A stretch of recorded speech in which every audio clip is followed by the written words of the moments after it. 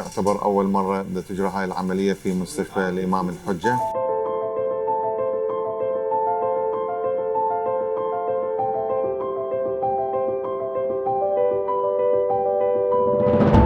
المريضة هاي اللي اليوم احنا بصدد إجراء العملية لها هي مريضة راجعتني، كانت تشكو من صداع. كان مراجعة طبيب أحد الأطباء وإجراء لها مفراس، فكان عندها كتلة داخل الدماغ. راجعوني عدت لهم الاشعات، سوينا لهم اشعه رنين مغناطيسي وثبت وجود ورم داخل الدماغ.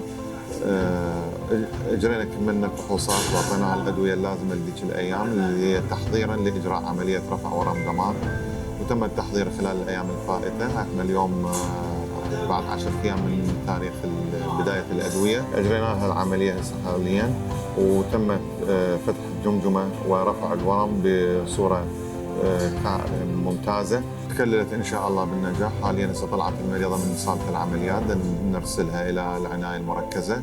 راح تبقى ان شاء الله بالعنايه المركزه يوم واحد، ووراها ان شاء الله ممكن ارسالها للردها العاديه، وان شاء الله تتكلل الامور بالنجاح.